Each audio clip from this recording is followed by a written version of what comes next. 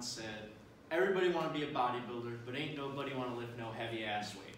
Now this goes along with some of those other famous quotes, such as screaming, "Lightweight, baby!" before lifting weights, saying, "Ain't nothing but a peanut," and also one of my favorites, "Yeah, buddy!" But bodybuilding has intrigued humanity throughout our history, whether it's the chiseled Greek gods of old or the Mr. and Miss Olympia of present. I will discuss bodybuilding in its three forms: as a sport, as tradition, and as a lifestyle, or as an exercise. First, let's discuss the first form of bodybuilding, a sport, and how we got to where we are today. So, bodybuilding as a sport has a long and storied tradition and has built those traditions around the world and continues to go to this day. I remember when I was down in Nicaragua, even the kids down there, they were literally training with stone weights, and they loved it. It was awesome to see. The sport of bodybuilding comes from humble roots and has changed and evolved throughout history. Its roots are found in the ancient Greek Olympics with weightlifting, but that's more Olympic weightlifting. According to Encyclopedia Britannica, the first American physique contest took place in 1903 in New York City, and the winner of this contest was Al Traylor, who was named the most perfectly developed man in the world. So you can see the man who was named the most perfectly developed man in the world. The sport has since developed through contests such as the Mr. America, the Mr. Universe, and now the penultimate bodybuilding show, the Mr. and Mrs. Olympia. Here's some famous bodybuilders from past eras, and you can see how it's changed, how the sport has changed throughout the years. In the 1950s, you had guys like Steve Reeves. In the 60s, you had guys like Sergio Oliva on the left and Dave Draper on the right. In the 70s, everybody knows who Arnold is, but his best friend, little short Italian guy named Franco Colombo, and one of my personal favorites, Frank Zane. In the 80s, 8-time Mr. Olympia Lee Haney, who's tied for the record, and Tom Platz, who, if you couldn't tell, was known for how huge his legs were. And then in the 90s, you guys like Dorian Yates, again, who I mentioned at the beginning, Ronnie Coleman, 8-time Mr. Olympia winner, and Lee Priest. And then again, Ronnie Coleman in the 2000s, this guy was everywhere. And then as you can see, they just got bigger and bigger and bigger throughout history. That's Jay Cutler on the right. So this brings us to modern day bodybuilding.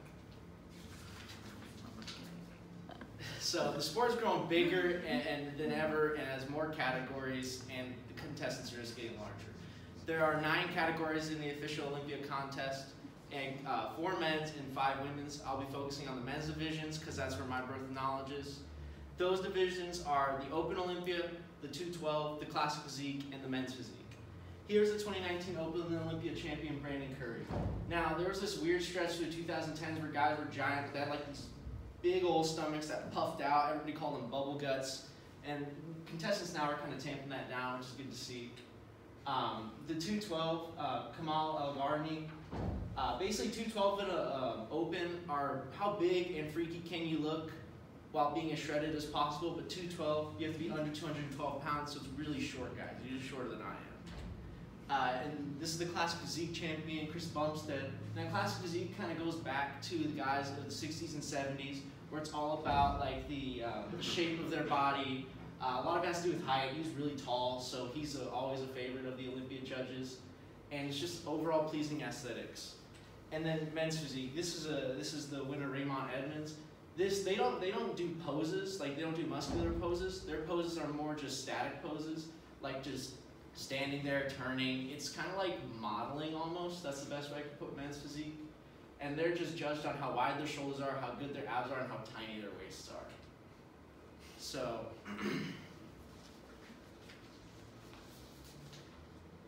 sports are obviously built throughout history, and they all develop traditions along the way, and bodybuilding is no different.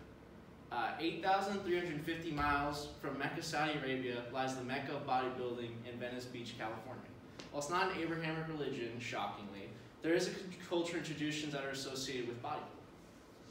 From Gold's Gym, Venice, obviously the Mecca of bodybuilding, to Muscle Beach, there are places that are well known and important to the history of the sport.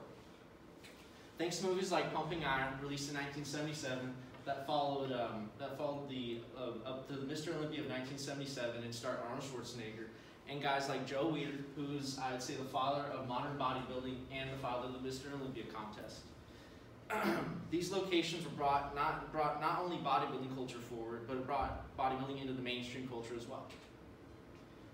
Within the sport itself, tradition plays a large part in creating distinctions between the categories. I don't know if you can see, but each category had different posing trunks. The men's open and men's and 212 use like bodybuilding thongs. Not a big fan of those, but the classic physique uses classic posing trunks that were used in the past, and men's physique uses board shorts, so they don't really have to have big legs at all. They kind of skinny legs, honestly. Then also one of my favorite things about classic physique is they do this thing where during the posing routines, the competitors get to do their favorite classic pose.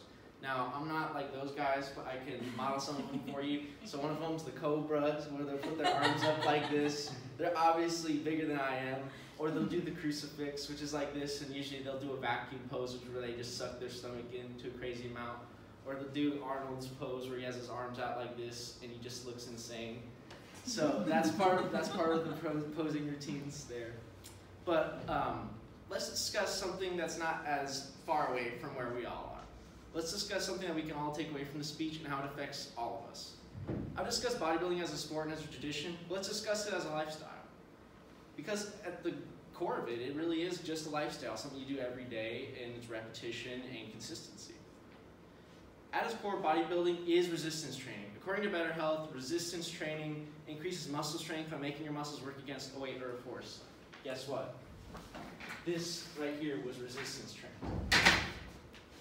It's that simple. I mean, obviously there's more efficient ways to do it, but that's pretty much it. Training 3 to 7 days a week creates a lifestyle that millions of people around the world partake in. It defines people in some way, and I'm sure as all you know, it sometimes defines them to the extreme annoyance of others around them. Building lean muscle mass doesn't just make you look good, but it's good for your overall health as well. According to InBody USA, increasing your lean muscle mass can help fight obesity, help increase your bone strength, and help fight sickness along with other health benefits. Nutrition is also, I would say, 50-50 training and nutrition. Thanks to bodybuilding.com, I can help explain the 3 macronutrients: proteins, carbohydrates, and fats, and how they affect your body. Proteins are the main nutrient your body feeds off of to build muscle. They include various amino acids that help your body build, repair, and maintain itself. Carbohydrates are the body's main source of readily available energy. They help fuel you in everyday activities, so your body does not use protein and fat to fuel itself. And fats, contrary to popular belief, are actually really good for you. Obviously not super high amounts, but they are necessary to protect your inner organs and help regulate body heat. Now, I could go on about different exercise concepts and optimal training, but I recommend all you do that and try, and there's so much to cover, but it's honestly so worth it to get to know how nutrients play a role on your body regulation, because your body is constantly trying to reach homeostasis. It's really interesting, and I definitely recommend it. In conclusion, the past and present collide to tell us stories and show us change, and hopefully allow us to learn a thing or two. Today I told you the story about bodybuilding, its history as a sport, its history as a tradition, and how those have been built throughout time, and how it affects all of us in this room. I hope all of you walk out of here today with an increased understanding of the world of bodybuilding, and how it can help, and how you can be a part of it. Now, after all that I've said today, does anybody want to go lift some heavy ass weight?